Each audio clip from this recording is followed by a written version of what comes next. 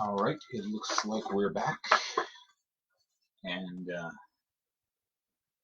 every day I try something new, so I've got my computer propped up on something different, and maybe it'll work. Stellar? Okay, and alright, this is one of the sketches that we did during a Zoom call, a Zoom Art and Wine with Gilead on Zoom, and I like it. The girl was holding the little goblet there. Um, the head's not great. I don't think I did it badly. I just don't think it's. I don't think it's a very attractive posture. But that's all right. I think I may just leave it alone. I'm not sure.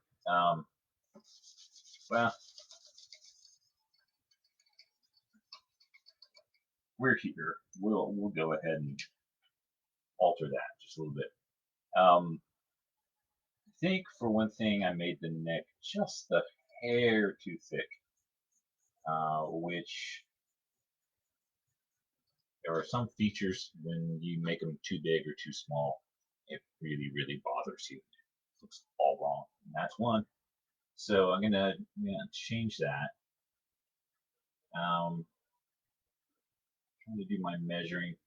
A lot of this measuring by head heights is a very effective way to measure, except that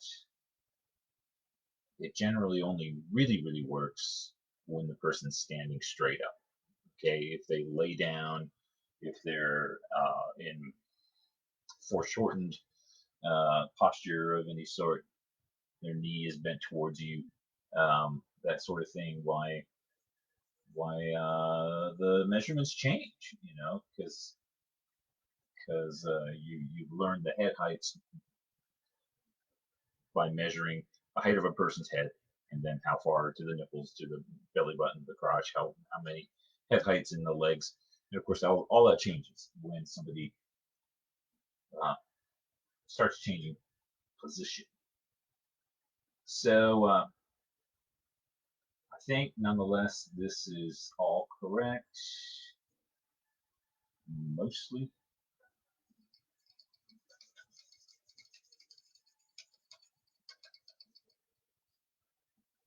I mean, these proportions I think are all correct, right up to here. And then I want to say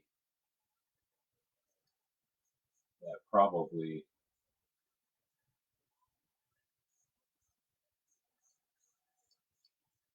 I made the whole neck and head a little too big, and the neck too short, honestly. So I'm gonna change that.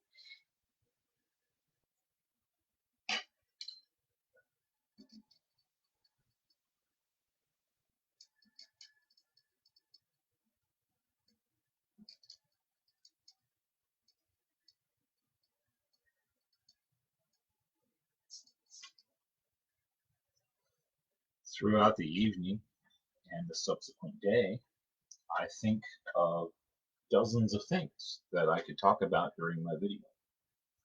And then when it's time to do the video, I can't remember any of it.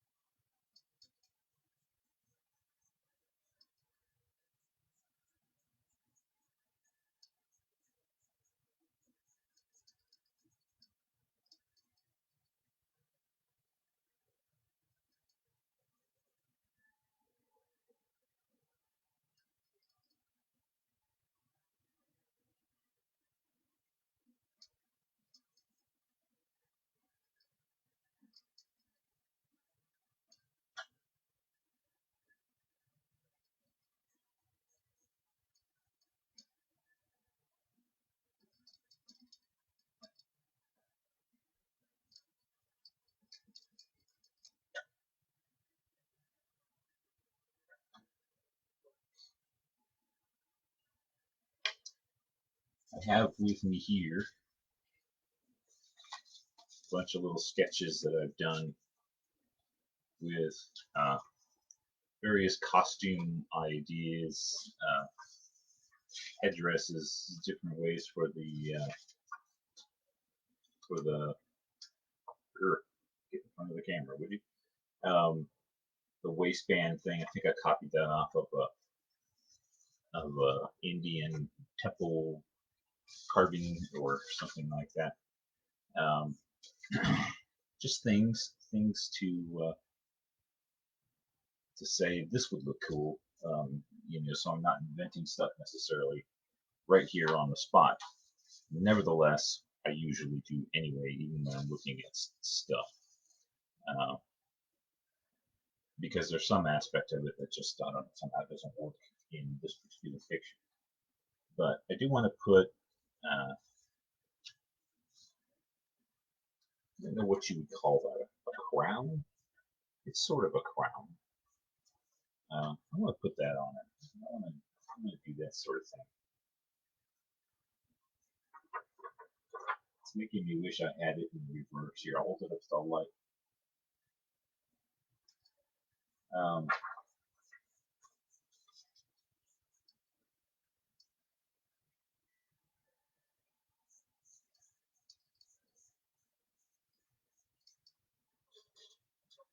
there's these things. They're strongly associated with fantasy art. Lots of lots of fantasy art depicts this stuff, um, and often, well, particularly once you get to a point where you're going, I'm going to draw that, and then you start drawing it, and you realize this thing is not practical. This is I'm not sure how it would stay on your head, and I don't know. I don't know if it would, if you could lean back on this pillow because there's things sticking out behind you, unless it's more flexible than it appears to be, or something. So by the time I draw things like this, I tend to tone it down quite a bit. Not always. Um,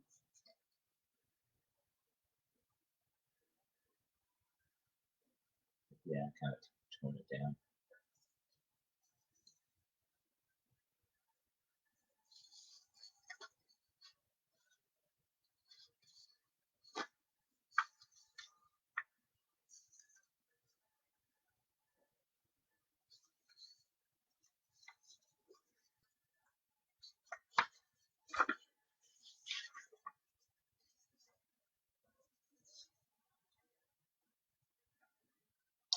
I've got two little sketches. I'm going to combine the better aspects of both of them.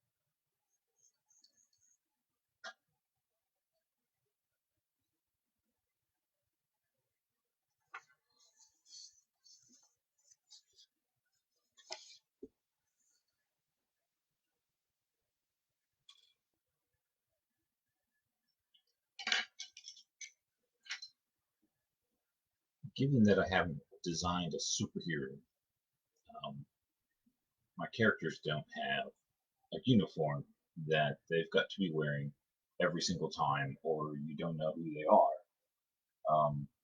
The downside of that is my characters don't have a uniform that they wear every single time so that you know who they are. So if I were to make up a character, give them a name, like, I don't know, Ned the Barbarian, for a crazy example. Um, how do you know who? How do you know this is Ned, not just some other barbarian? I guess in Ned's case, it's because he's got no clothes on. But you know,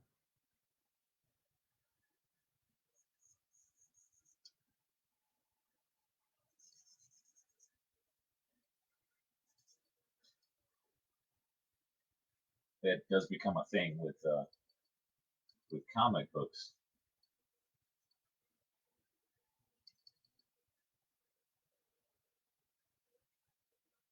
You're always very limited when you're drawing.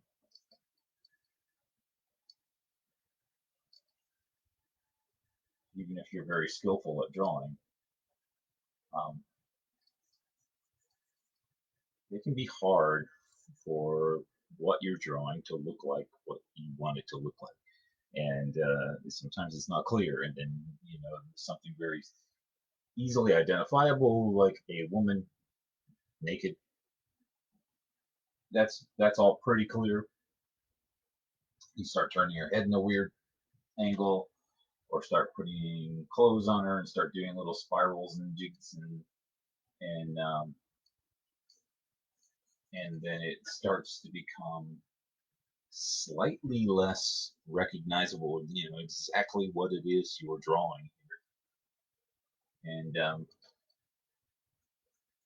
if you're a comic book artist, you're drawing people in all kinds of positions and running and jumping and falling over and getting punched in the face and falling down, and it's going to be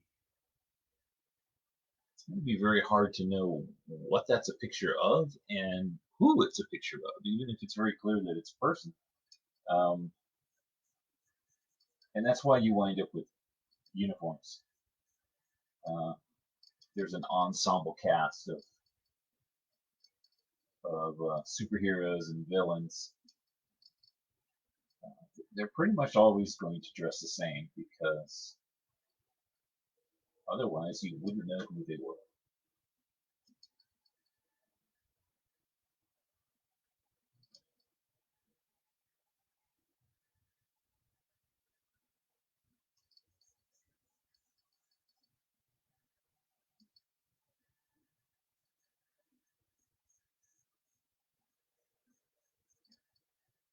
And if you just get in there and start inventing costume pieces like I'm doing here, um, this is a very strange thing for a person to have on their head. It's not something that you instantly recognize and say, "Oh, that's a silver crown thing that a girl's wearing on her head." If I were drawing her uh, in a fight and somebody karate flipped her through the air or something like that, and so you're seeing this upside down and sideways, um, might be very confusing. Might be very, very confusing.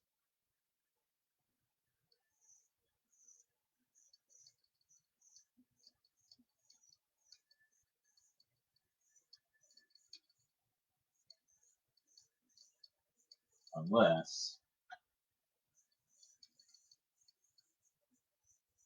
that was the uniform of a comic book character that you've seen hundreds of times and you recognize it.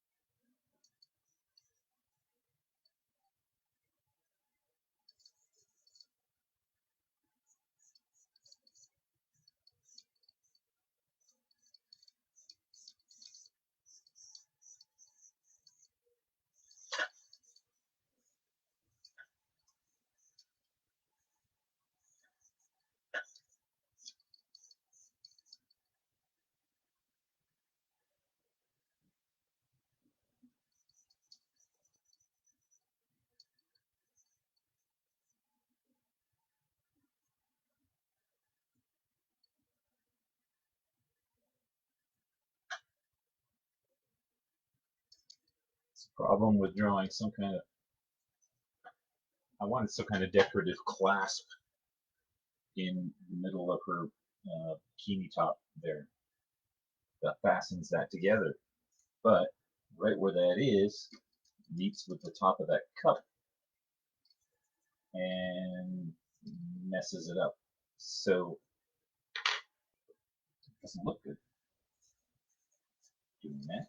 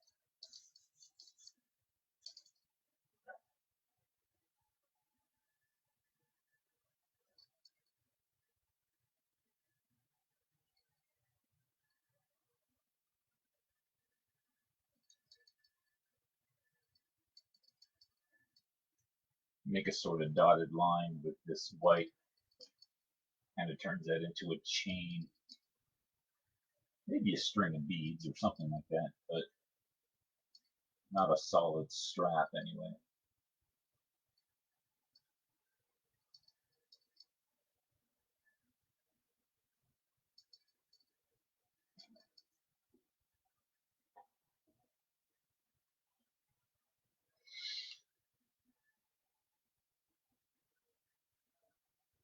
Okay, Sissy says, hi, sorry I'm late. My new lens came in and I haven't been able to put it down. I got glasses the other day. My friend John just got glasses yesterday. And I thought you were talking about glasses, but you're talking about photography and a new lens and you can't put it down. I'm going to go out on a limb and say that's very exciting, but I don't actually know. Um, it does something cool, something other lenses don't do.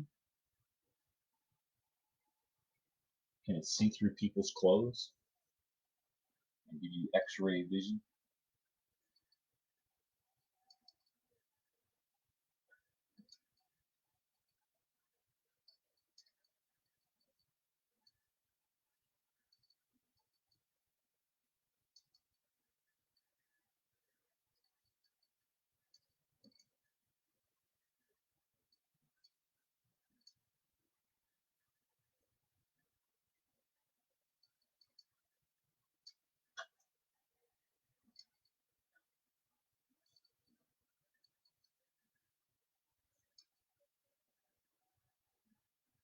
Is Superman going around subjecting people to X-rays when he does that?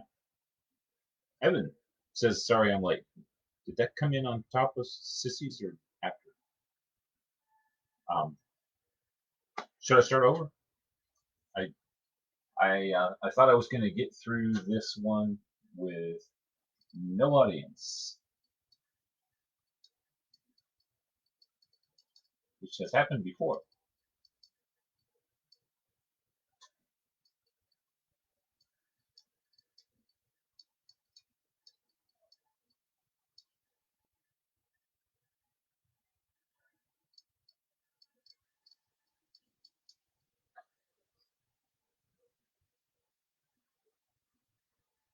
So I'm liking this better than what I started out with. Um, what I started out with was, I can't call it a life drawing. I drew it from a photo, but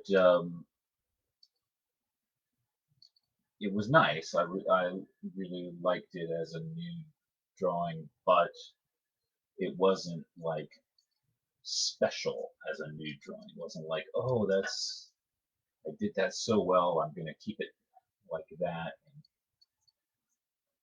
and treasure it always. It's just more like, yeah, that came out good. Next. So that being the case,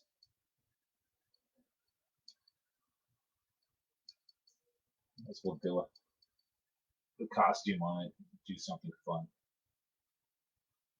So I really like that.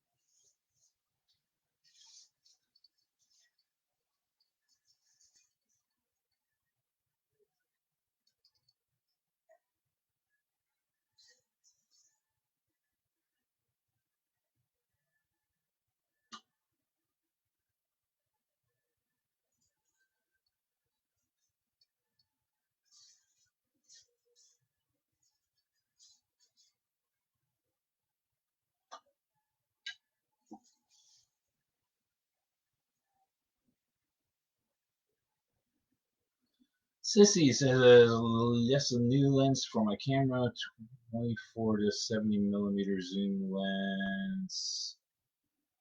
Then it says something, holy wow, been wanting this one, but it's super expensive. I only got it because of my new job. You got a new job?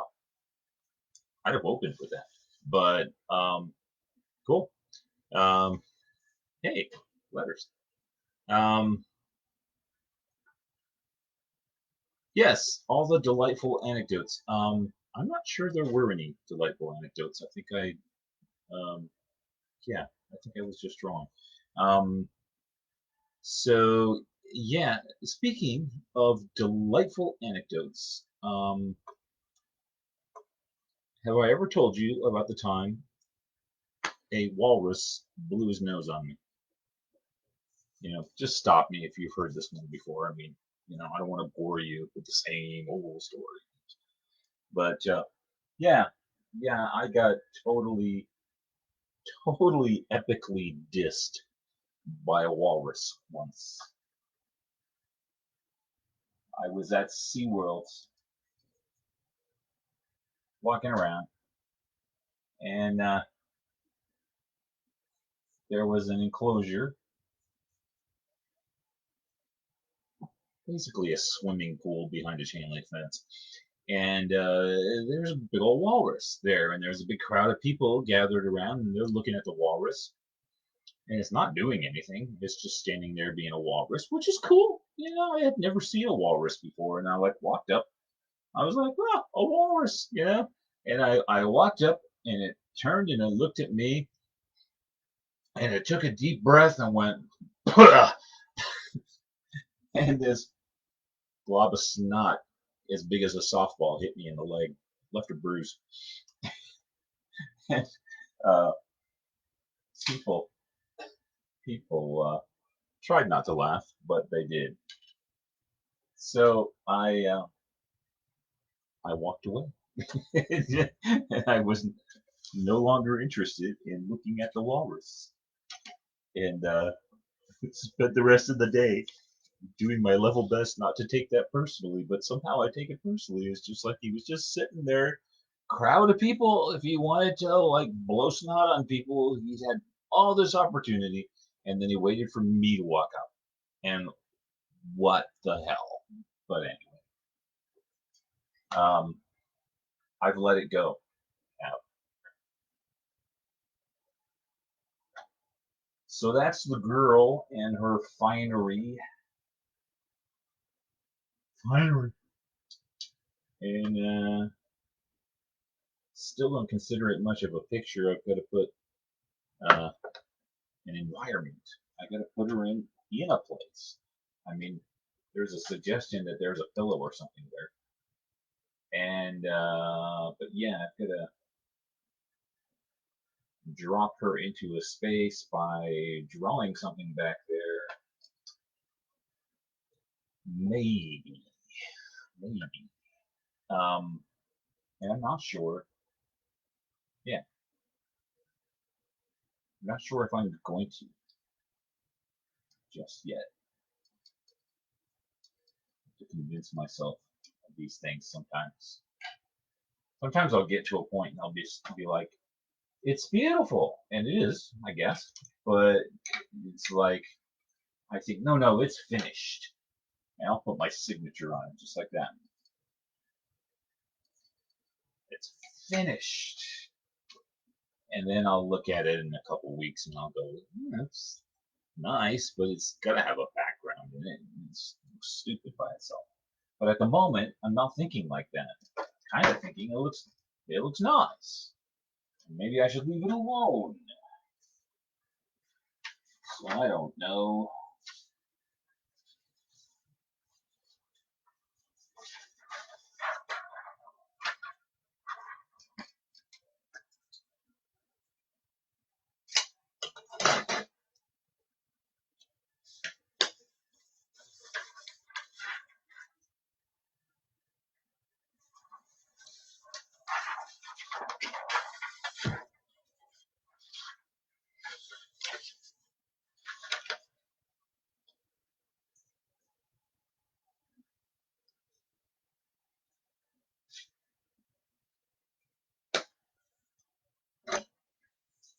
It has been a full 30 minutes, and I could stop right now, I suppose.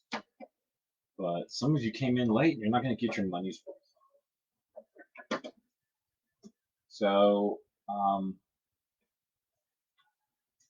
so I got this one, and I like it. Believe it or not, in this particular picture, there really was a skull and a goblet, and a girl. Um, the rest of it, I made up. But I didn't do a particularly nice job on her face. She's prettier than that,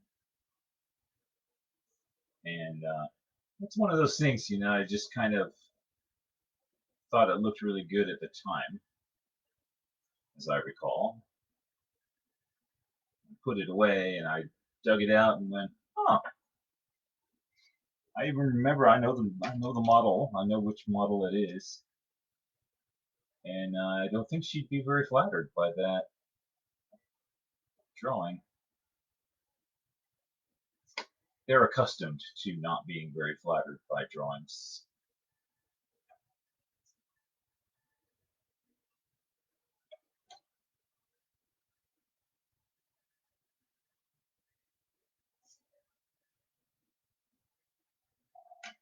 But I think she'd be extra not flattered.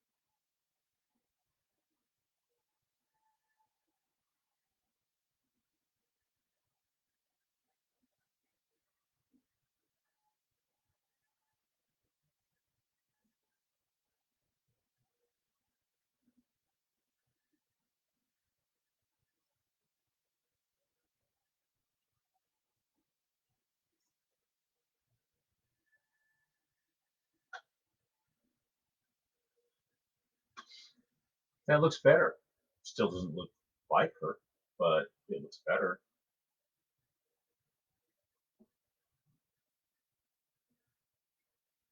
And huh.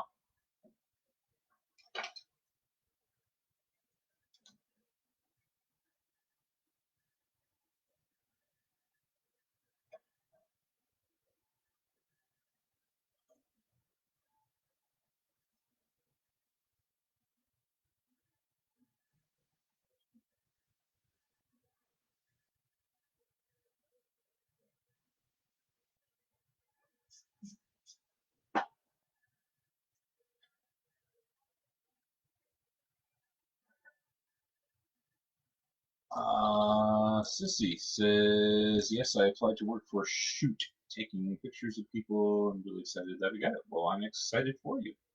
Um, I guess if I wasn't the self-centered egomaniac that I am, I would look at other people's Facebook and know what's going on in people's lives.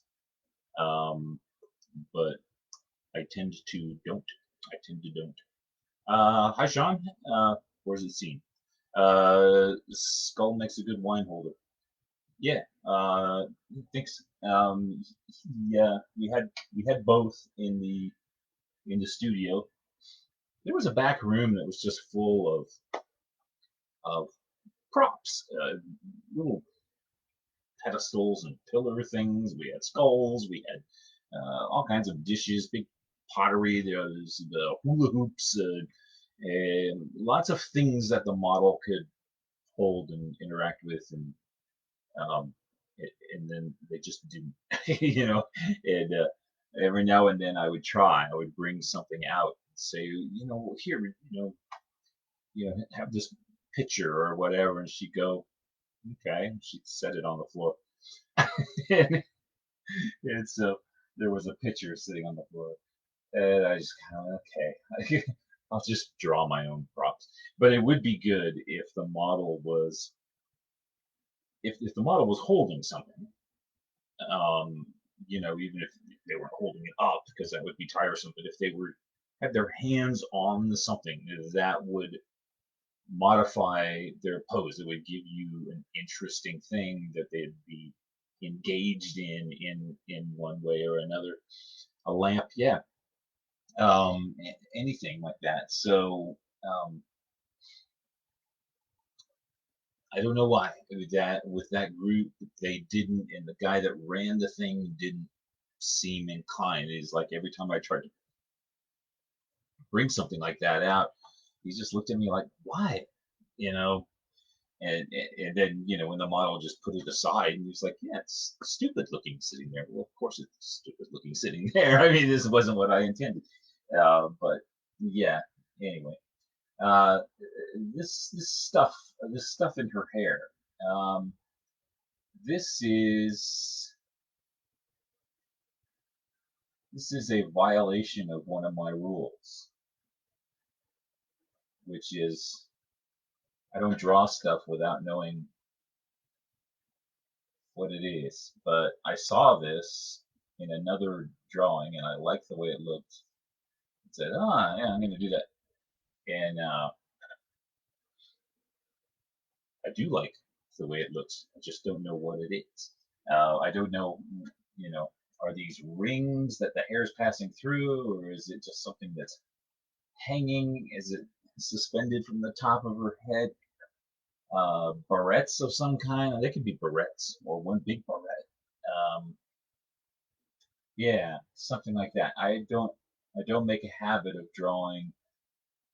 Um, even artists I really like sometimes will draw the girl wearing a bra top that there's no explanation for how that thing stays on her body, and uh, I feel I feel there's got to be something, something plausible that says, yeah, it really was possible to wear that. Um, whether she would or not is another question for debate. there was a company at San Diego Comic Con. Only went a couple times, but there was a company that was selling things like this, and they had some booth girls, modeling the stuff. And I went up to one and told her, I draw stuff like this all the time, and everybody tells me no one would ever wear that. And you know, so I asked, is it comfortable? I don't care if you say yes or no. It's just like, is it comfortable, or I can't wait to go change. And she said, no, these ones are actually really, really comfortable. And she said, I'd wear this all the time if it was acceptable. And then she shouted out to the other girl, and she came over and said, yeah, yeah, we love it. Uh, wear this all the time. Maybe they had to say that. I don't know. Susie says, I like the idea of them being little chains hanging in her hair. They move with the hair. Yeah, yeah, that's cool. Close stay attached wearing using wizard's tape. See, you're always thinking. Um, so in this world that I envision, um, and it doesn't really matter because I'm not writing a book, and I probably will never write a book, and probably nobody will ever write a book about my stuff.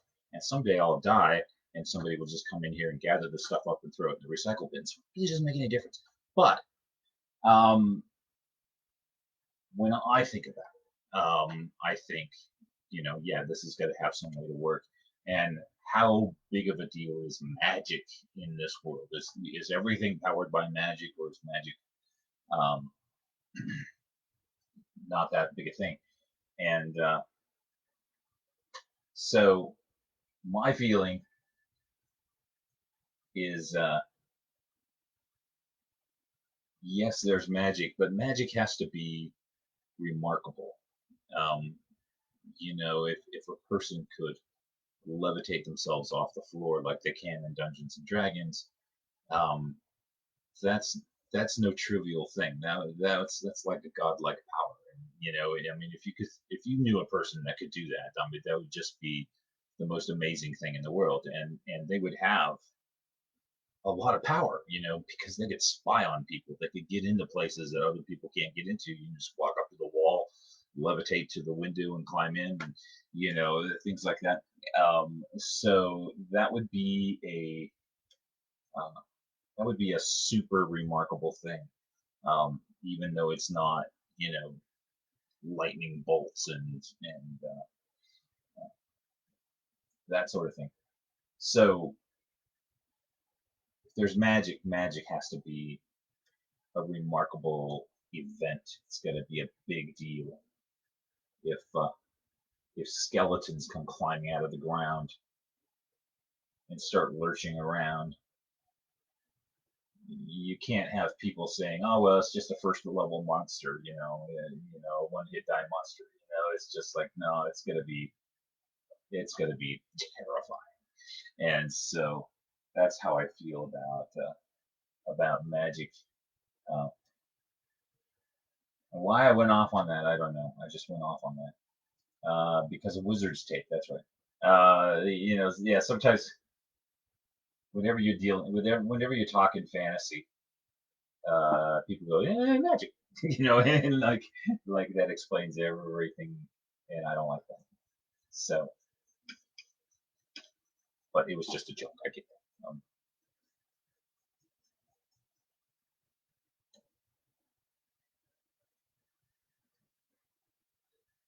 Magic should be magical, amazing.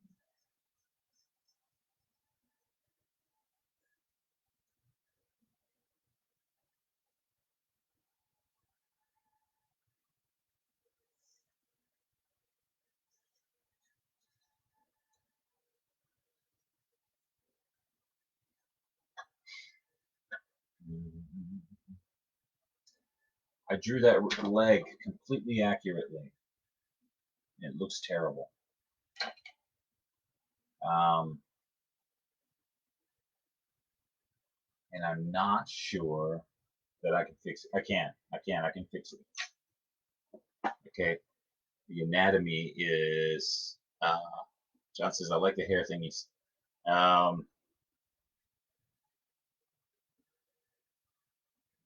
Sean says, this is good fun. I'm working on a lizard barbarian at the moment. Like a lizard man?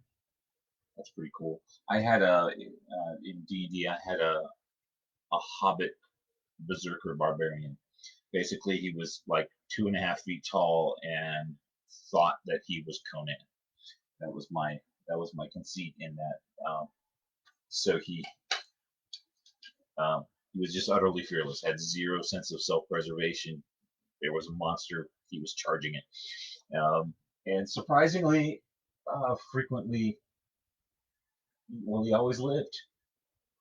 But in the fifth edition D&D, halflings have luck, um, which is I think you can spend luck points a few times a day, and like if you roll a critical miss or if you take a critical hit, uh, you can spend a luck point and re-roll it. And I'll send you him later. Okay, cool. Um, yeah, yeah. So my halfling luck played a substantial role in the survival of that D&D character. There were a number of times when it was like, oh, dude, you just got yourself killed, and I was like, oh, halfling luck. I can re-roll that, and it got myself out of it.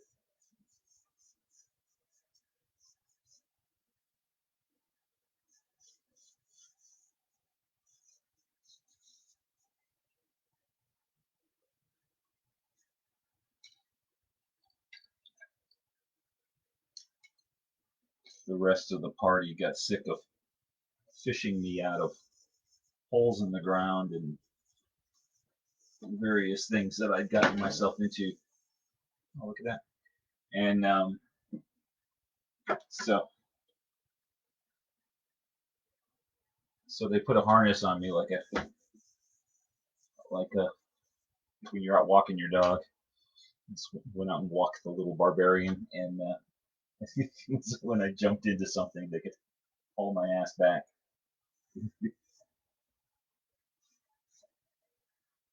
They're silly once I think about it.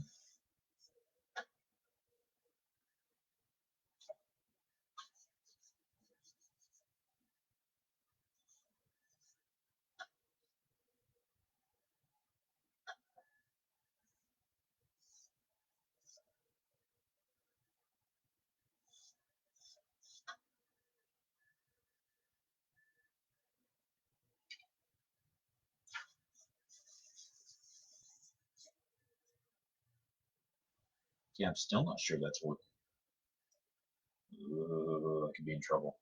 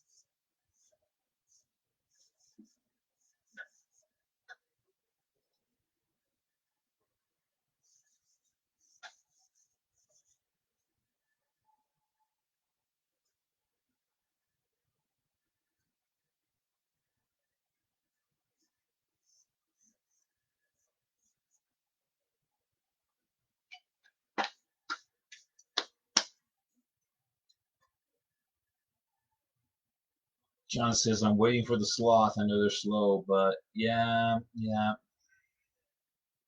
Sorry to disappoint. Yeah, I was going to do the 7 deadly sins, but I just don't have the energy to get to all of them. So I figure if you start with sloth, you can just stay there. All right. It's been 50 minutes, and I've screwed up all of 2 drawings, and I have somewhere on this computer, so it doesn't do me any good right here at the moment. I've saved a bunch of pictures of girls cosplaying Princess Leia in the Jabba Slayer costume, and those are very useful pictures because they're wearing the kind of thing that I'm always drawing, and sometimes they're sitting, sitting on the floor at Comic Con or something. So I can I can draw all the wrinkles and rumples and things that I'm not able to make up in my head. Cece says, I love this one. Thank you. What do you love? The skull, the cup, or the little thingies in her hair? Um, so I will have, I will have some photo references, and I can fix this, which is good because I don't like it. I don't like it the way it is, but I do like the rest of it, more or less. Still think it needs more. I mean, even when I fix this, I still think there's got to be some more, but I don't know what. A goblin, I don't know, or a dragon, something. Yeah. Maybe we'll work on that again tomorrow if I think of something. And like the outfit, great, cool, thank you. And so yeah, so I'm going to do that. I had some other thought. I had another thought. I was going to get to that. It had something to do with Princess Leia. Well, the Jabba Slayer outfit. A couple years ago, there was a big internet scandal about the Princess Leia, the slave Leia thing, and how it denigrates women and it sends the wrong message and blah blah blah, and so I draw that costume all the time, and I was like suddenly very threatened by this dialogue that was going on the internet, and so um, I drew a picture of somebody in that costume, and I said, "Ladies and gentlemen, presenting the Princess Leia in the Jabba Slayer costume," and that is all over the internet now, without any creditation to me, but it's me. So you'll find that in all kinds of random places, where people will say Jabba Slayer. So you don't have to change the costume. You just have to change your attitude towards it. All right. I'll be back tomorrow at 3. Thank you guys for coming.